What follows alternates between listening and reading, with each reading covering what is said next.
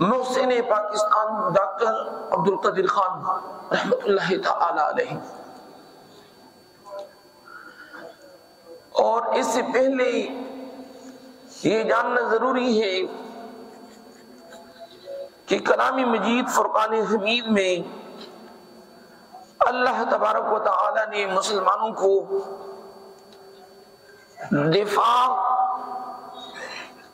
جہاد، ملک کی سلامتی، امن کے لیے کفار کے مقابلے میں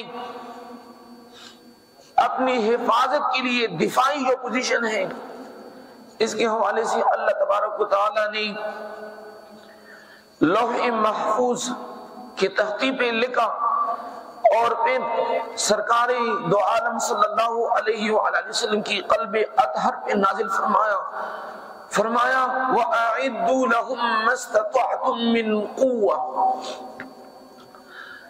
فرمایا کہ تیاری کر لو کافروں کے لیے، جہاد کے لیے، جنگ کے لیے، مستطاعتم، جو تم کی طاقت ہے. ویسے نہیں بیٹھنا، سوچنا نہیں ہے، زیادہ کھانا نہیں ہے، زیادہ آرام نہیں کرنا ہے، چونکہ کافر ہیں وہ بھی گوشت کی بنی ہوئی ہیں اور تم بھی گوشت کی بنی ہوئی. یعلمون کما تعلمون، جس طرح تمہیں درد پہنچتا ہے، زخمی ہوتے ہو، شہادتیں ہوتی ہیں، کافر بھی اسی طرح درد محسوس کرتے ہیں. وہ لوہے کے نہیں بنے، وہ بھی انسان ہیں. تو آپ لوگوں نے کافر کے لیے تیار رہنا ہے. وَأَعِدُّوا لَهُمْ مَا اسْتَطَعْتُم مِّن قُوَّةٍ، یعنی ان کے لیے تیاری کرو جو تمہاری طاقت ہے. من قوة. ان عقبہ ابن عامر رضی اللہ تعالی عنہ قال رأيت رسول الله صلى الله عليه وآله وسلم وهي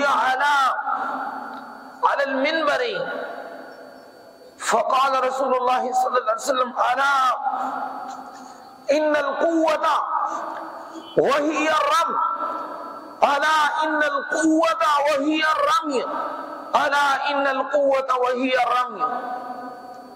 عقبہ ابن عامر رضی اللہ تعالی عنہ نے فرمایا کہ سرکار مدینہ سیدنا محمد مصطفیٰ صلی اللہ علیہ وآلہ وسلم ممبر پر تشریف فرماتے ہیں مسجد نبوی کے اندر، اور اس آیت کی تشریح بیان کی. فرمایا کہ قرآن عظیم شان کے اندر جو اللہ نے فرمایا کہ کفار کے لیے تیاری کرو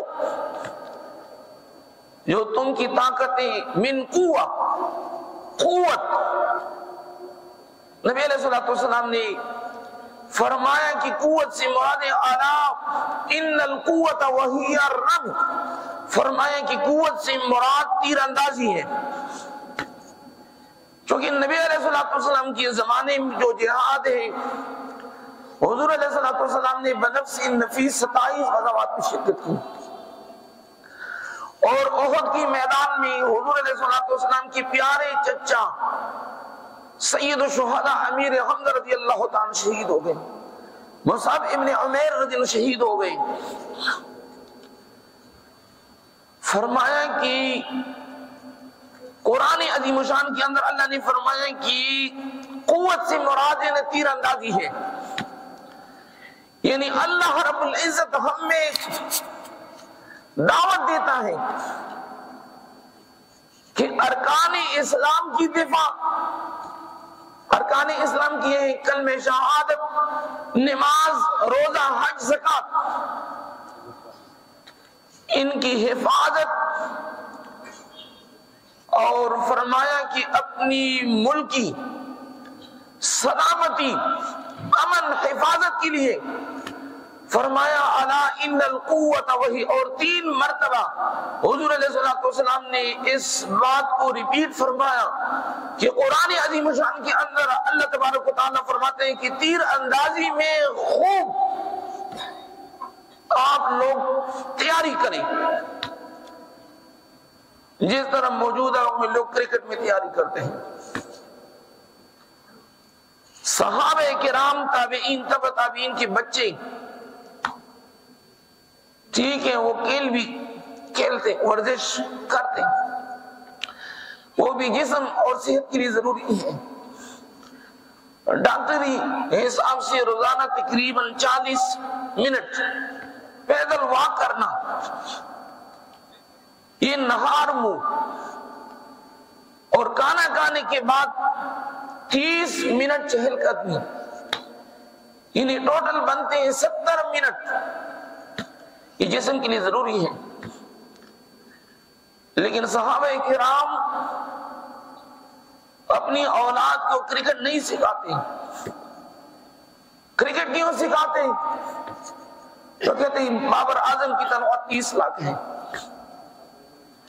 مسجد امام کی تنخواہ 15 اور 20 ہزار تنخواہ ہے۔ تو کوئی بھی بندہ یہ نہیں چاہتے کہ میرا بیٹا قاری اور امام بن جائے،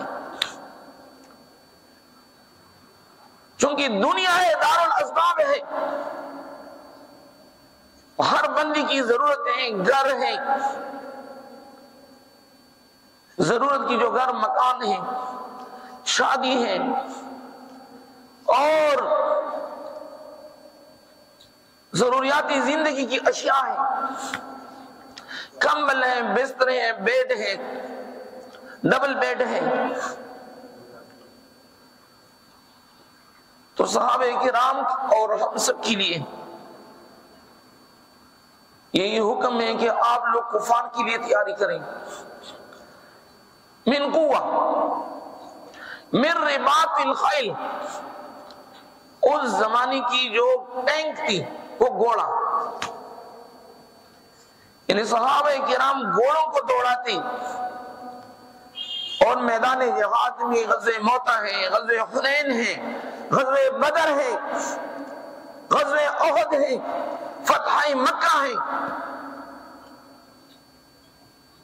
فرمایا من رباط الخیل ترہبون به عدو اللہ وعدوکم، تیاری اس لیے کرو کہ تم ڈراؤ، ترہبون به عدو اللہ وعدوکم، اللہ کے دشمنوں کو ڈراؤ، وعدوکم، اور اپنی دشمنوں کو تیاری کرو۔ اور کیوں تیاری کرو؟ سرکار دو عالم صلی اللہ علیہ وآلہ وسلم نے فرمایا الجہاد ماض الی یوم القیامہ، فرمایا کہ جہاد قیامت تک جاری رہے گا۔ کسی کی بس کی بات نہیں ہے کہ جہاد کی پابندی لگائیں۔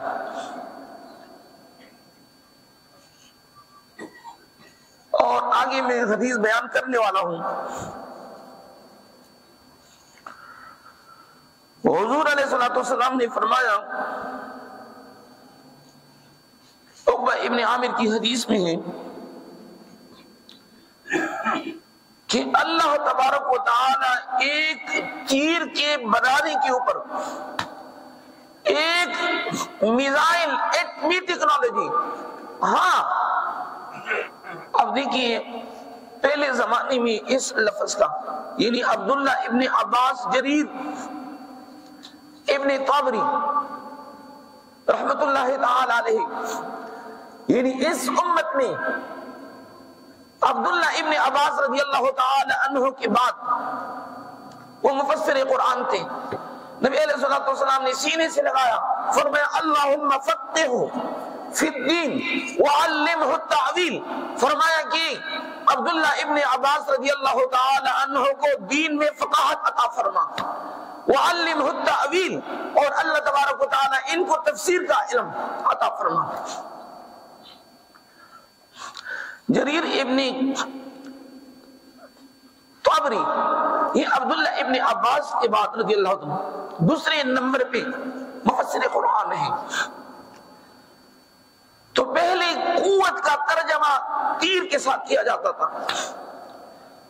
موجودہ وقت میں ہمارے زمانے میں 1446 ہجری میں وَأَعِدُّ لَهُمْ مَا اسْتَطَعْتُم مِّن قُوَّةٍ وَمِن رِّبَاطِ الْخَيْلِ، قوت سے مراد میزائل ہے،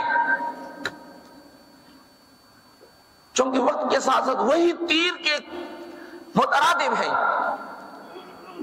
تیر کو بھی چلائے جب برسائے، لیکن تیر کا جو رینج ہوتا ہے وہ کم ہوتا ہے۔ تو نبی علیہ الصلوۃ والسلام نے فرمایا، نسائی شریف کی حدیث ہے، عقبہ ابن عامر راوی ہے، فرمایا کہ حضور علیہ الصلوۃ والسلام نے فرمایا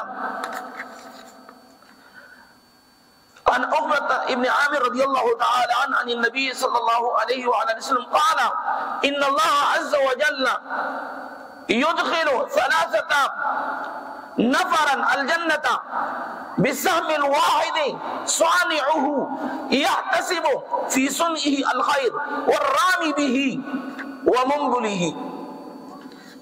عقبہ ابن عامر رضی اللہ تعالی عنہ فرماتے ہیں کہ نبی علیہ الصلوۃ والسلام نے فرمایا کہ قیامت کے دن اللہ تبارک و تعالی ایک تیر کے بدلے میں 3 بندوں کو جنت میں داخل فرمائے گا۔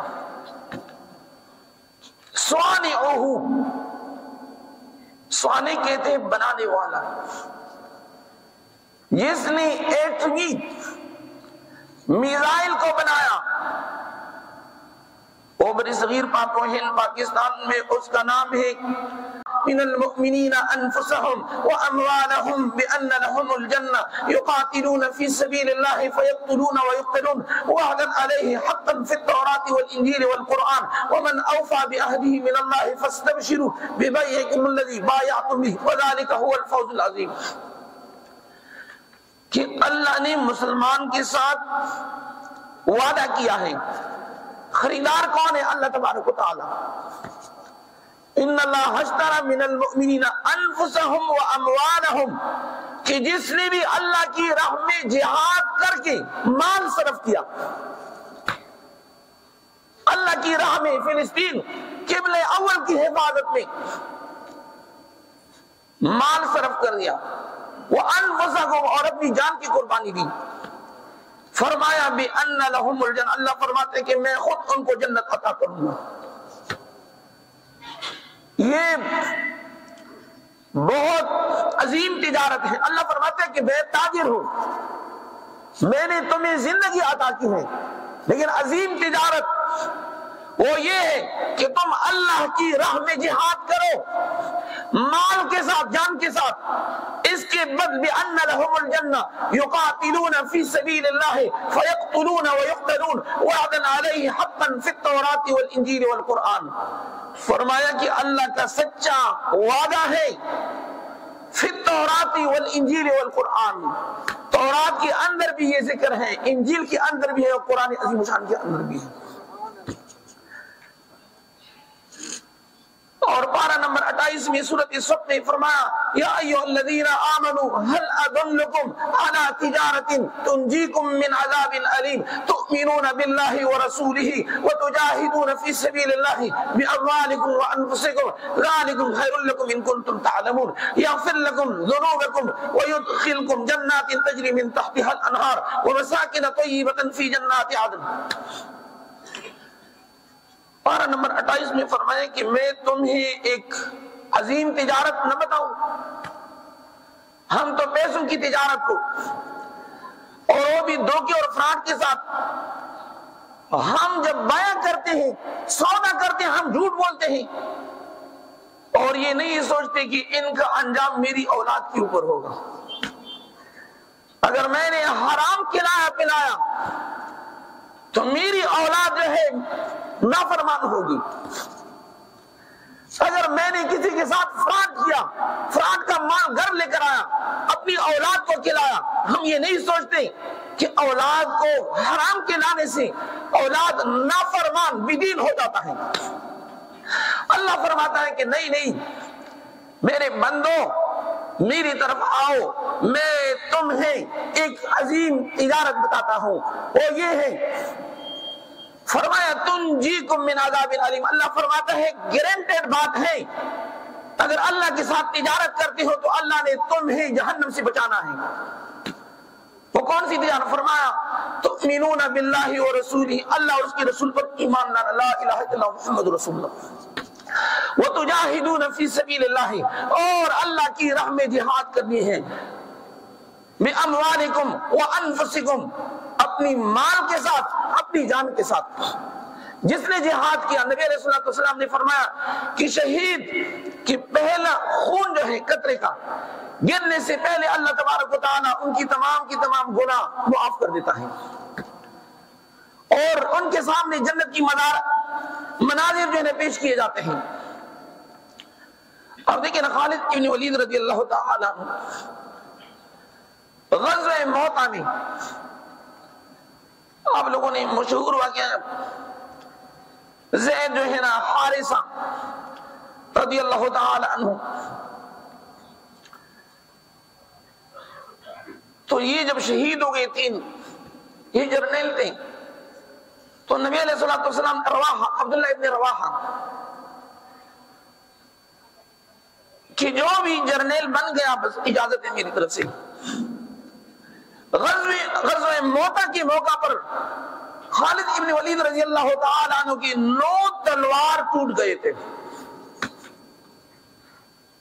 اور امام بخاری نے صحیح البخاری میں اس روایت کو نقل کیا ہے۔ عقیدہ ختم نبوت کی جو جنگ لڑی ہے ابو بکر صدیق رضی اللہ عنہ دور خلافت میں، وہ بھی خالد ابن ولید رضی اللہ تعالی عنہ، مسیلمۃ الکذاب کو واصل جہنم کر دیا۔ تو اس لیے پاکستان جو ہے 1971 کے بعد ایک خوفناک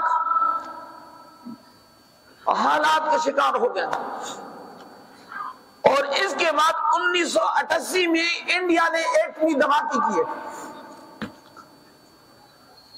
اور یہ بھی خطرہ تھا کہ کسی بھی وقت، چونکہ ظاہری بات ہے دشمن جب سمجھتے ہیں کہ ان کے پاس کچھ نہیں ہے، خالی ہے، مشکل وقت میں عبد القادر خان نے یورپی یونین کی دباؤ کو دیکھ لیں، اور دیکھیں کہ اس دباؤ کو انہوں نے برداشت کیا۔ تاریخ نے لکھا ہے کہ انہوں نے قتل کی دھمکی، کیونکہ انہوں نے لیبیا اور مصر کے ایٹمی سائنسدانوں کو قتل کیا، شہید کرایا، ان کو یہ بھی دھمکی دی گئی کہ ہم تمہیں قتل کرائیں گے۔ انہوں نے کہا جو بھی کرنا ہے، میں نبی آخر زمان محمد مصطفیٰ صلی اللہ علیہ وسلم کی امتی ہوں، اور اگر کافر کے ہاتھ ایک میز سائنسدان کو شہید کیا جائے تو شہادت تو وہ درجہ ہے کہ اللہ نے امام حسین رضی اللہ امام کربلا میں عطا کیا، امام حسین رضی اللہ تعالیٰ عنہ۔ انہوں نے تمام صعوبتیں پھر دیکھیے، انہوں نے مشکل طریقے سے ایٹمی فارمولہ لے کر آئے، اور تمام صعوبتیں تمام عمر پر نظر و بند کی، جو صعوبتیں برداشت کی، لیکن کس خاطر؟ صرف اور صرف لا الہ الا اللہ محمد رسول اللہ صلی اللہ علیہ وسلم، اسلام کی بقا۔ اس لیے نبی علیہ السلام نے فرمایا، جس نے تیر بنایا، جس نے تیر چلایا، جس نے تیر اٹھایا، فرمایا کہ اللہ تبارک و تعالیٰ تینوں کو جنت میں داخل فرمائیں گے۔ اور اللہ رب العزت نے ڈاکٹر عبد القادر خان کو یہ اعزاز عطا کیا کہ اس حدیث میں جو پہلے نمبر پہ ہے کہ جس نے تیر بنایا، حضور علیہ السلام نے فرمایا کہ وہ جنت میں۔ اور الحمدللہ پاکستان کے دشمن بہت زیادہ ہیں، اگر حملہ نہیں کر سکتے، رب کعبہ کی قسم صرف اور صرف ایک وجہ ہے، وہ یہ ہے کہ وہ سمجھتے ہیں کہ پاکستان ایٹمی پاور ہے۔ ڈاکٹر عبد القادر خان نے جو ایٹم بم بنایا ہے، وہ دنیا کی کسی ملک کے پاس وہ ایٹم بم نہیں ہے، اور آخرت میں ان کا اعزاز دیکھیں گے۔